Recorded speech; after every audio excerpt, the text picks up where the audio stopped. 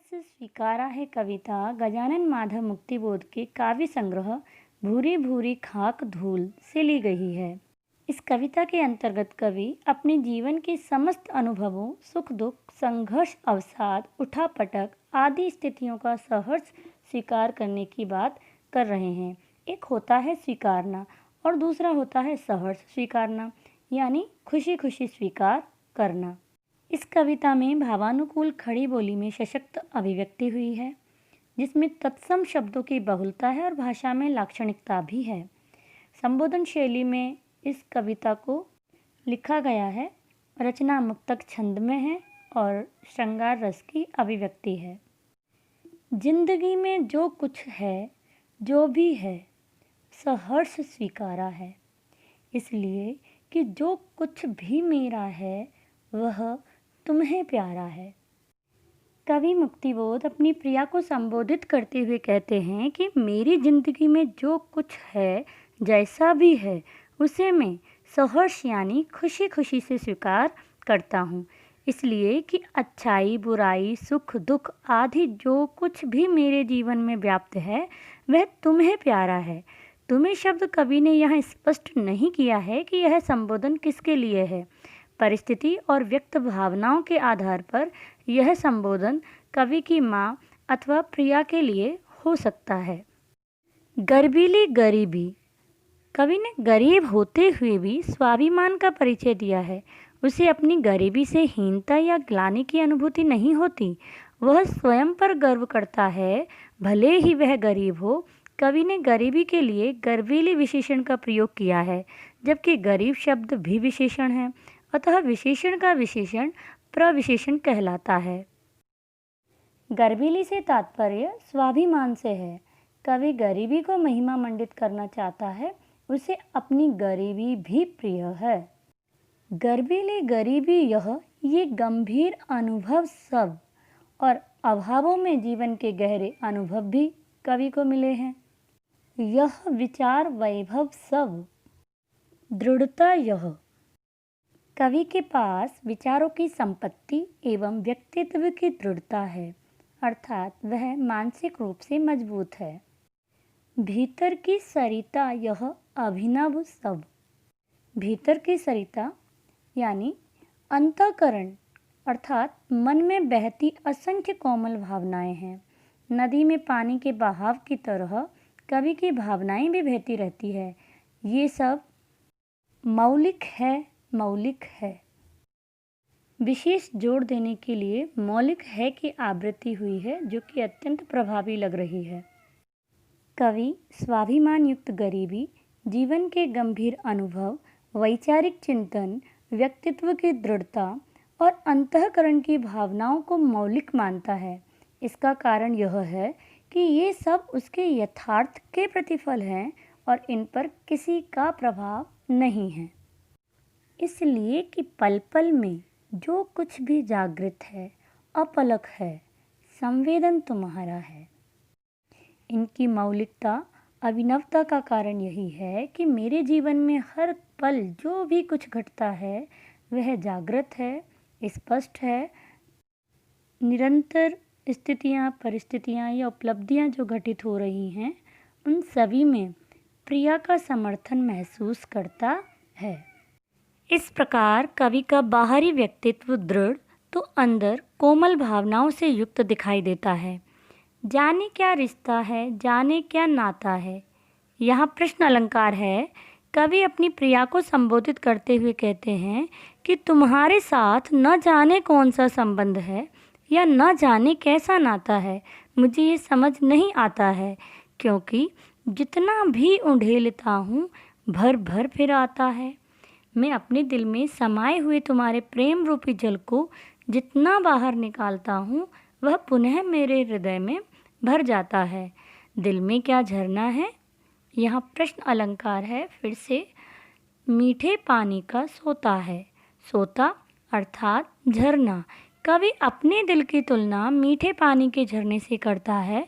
वह इसमें से जितना भी प्रेम बाहर उंडेलता है उतना ही यह फिर भर आता है, अर्थात मन प्रेम से परिपूर्ण है, जिसमें प्रेम रूपी जल कभी समाप्त नहीं होता। वह अपनी प्रियतमा से असीम प्रेम करता है। वह जितना प्रेम व्यक्त करता है उतना ही वह बढ़ता जाता है। भीतर वह, ऊपर तुम, मुस्काता चांद जो धरती पर रात भर, मुझ पर त्यों तुम्हारा ही खिलता वह चेहरा है। कवि कहते हैं भीतर वह अर्थात मन में अतिशय प्रेम है और उधर तुम्हारा चांद जैसा मुस्कुराता हुआ चेहरा। जिस प्रकार आकाश में हंसता जगमगाता चांद अपनी चांदनी से धरती को आच्छादित आलोकित कर देता है, उसी प्रकार कवि को प्रिय का मुस्कुराता चेहरा अपने सौंदर्य से अभिभूत कर देता है। कवि के अंतः एवं बाह्य जगत अपने प्रिय के प्रेम से पूर्णतः आच्छादित है, अर्थात प्रेम से परिपूर्ण है। सचमुच मुझे दंड दो कि भूलूं मैं तुम्हें भूल जाने की। दक्षिण ध्रुवी अंधकार अमावस्या, शरीर पर, चेहरे पर, अंतर में पालूं मैं, झेलूं मैं, उसी में नहालूं मैं। कवि ने अमावस्या के लिए दक्षिण ध्रुवी अंधकार विशेषण का प्रयोग किया है, अर्थात घनघोर गहन अंधकार जो निराशा को व्यक्त करता है। इससे कवि का अपराध बोध व्यक्त होता है। वह दक्षिणी ध्रुव के अंधकार में स्वयं को विलीन करना चाहता है ताकि प्रिया से अलग रह सके, एकाकी रह सके। इसे ही उसने अमावस्या कहा है। कवि स्वयं को अपनी प्रियतमा का दोषी मानता है, इसलिए कवि चाहता है कि उसकी प्रिया उसे भूलने का दंड दे। वह इस दंड को भी खुशी खुशी स्वीकार करने के लिए तैयार है। प्रिय को भूलने का अंधकार कवि के लिए दक्षिणी ध्रुव पर होने वाली 6 मास की रात्रि के समान होगा। वह उस अंधकार में लीन हो जाना चाहता है। वह उस अंधकार को अपने शरीर, हृदय पर झेलना चाहता है। वह अंधकार में इस प्रकार लीन हो जाना चाहता है कि उसकी प्रिया की स्मृति रूपी प्रकाश की किरण भी उसे छू न सके। इसलिए कि तुमसे ही परिवेष्टित, आच्छादित रहने का रमणीय यह उजेला अब सहा नहीं जाता है। कवि ने प्रियतमा की आभा से सदैव घिरे रहने की स्थिति को उजाले के रूप में व्यक्त किया है। उजाला मनुष्य को मार्ग दिखाता है। इसी तरह प्रिया का प्रेम रूपी उजाला उसे जीवन पथ पर चलने के लिए प्रोत्साहित करता है। परंतु कवि जिस चांदनी को सहर्ष स्वीकार कर रहे थे, उसी से मुक्ति पाने के लिए अंग अंग में अमावस की चाह कर रहे हैं।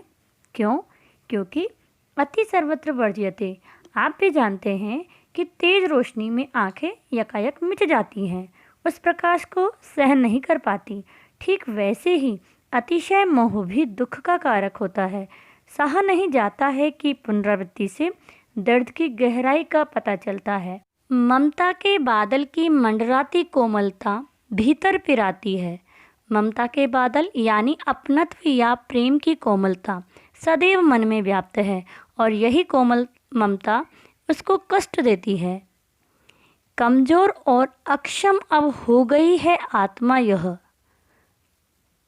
इसके कारण कवि की आत्मा कमजोर और अक्षम यानी असमर्थ हो गई है। छटपटाती छाती को भवितव्यता डराती है। बहलाती सहलाती आत्मीयता बर्दाश्त नहीं होती है। छटपटाती छाती अनुप्रास अलंकार। कवि भवितव्यता अर्थात भविष्य की अनहोनी को लेकर भयभीत है। अपनी प्रियतमा के अतिशय प्रेम, भावुकता, सहयोग से कवि की आत्मा अत्यंत कमजोर हो गई है, क्योंकि वह अपनी प्रिया के अत्यधिक स्नेह के कारण पराश्रित हो गया है। यह स्नेह अंदर ही अंदर पीड़ित कर रहा है। उसे भय है कि उसका अस्तित्व कहीं खत्म न हो जाए, वह कहीं पूरी तरह प्रिय पर ही आश्रित न हो जाए। उसका अपराध बोध से दबा मन यह अतिशय प्रेम सहन नहीं कर पा रहा है। उसका मन आत्मग्लानि से भर उठता है। इसलिए कवि अपनी प्रिया को भूलने का दंड चाहता है एवं अत्यधिक मोह से अलग होना चाहता है। कवि प्रिया के प्रेम रूपी प्रकाश से निकलकर यथार्थ में रहना चाहता है। कवि प्रिया के प्रेम से स्वयं को मुक्त करके आत्मनिर्भर बनना चाहते हैं, स्वतंत्र व्यक्तित्व का विकास करना चाहते हैं। अब उसे उसका बहलाना, सहलाना और रह रह कर अपनापन जताना सहन नहीं होता। सचमुच मुझे दंड दो कि हो जाऊं पाताली अंधेरे की गुहाओं में, विवरों में।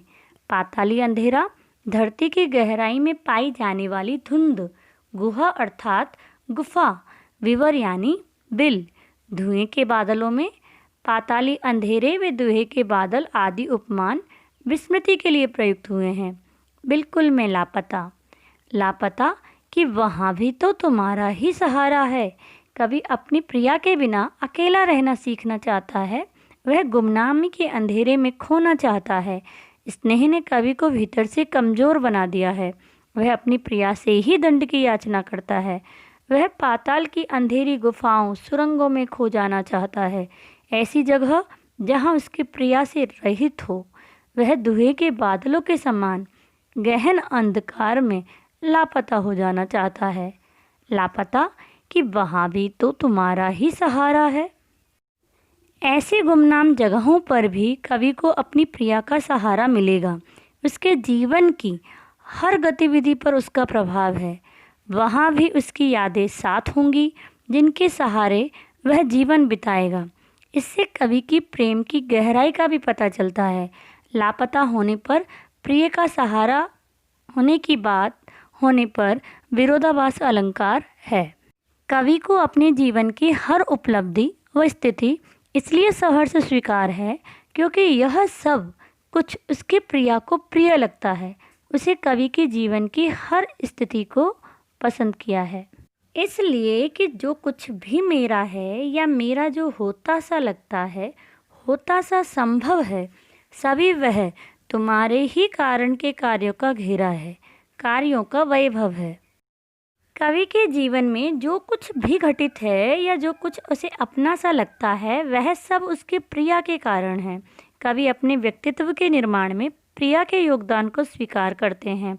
उनके जीवन की स्थितियाँ, उपलब्धियाँ, ये सभी संभावनाएं प्रिया के कारण हैं। अब तक तो जिंदगी में जो कुछ था, जो कुछ है, सहर्ष स्वीकारा है, इसलिए कि जो कुछ भी मेरा है वह तुम्हें प्यारा है। कवि ने अपने जीवन के सुख दुख, सफलताएं असफलताएं सभी कुछ खुशी खुशी अपनाया है, क्योंकि उनकी प्रिया ने भी इन सबको अपनाया है। वे कवि के जीवन से पूरी तरह जुड़ी हुई हैं और उन्हें अस्वीकार करना कवि के लिए असंभव है।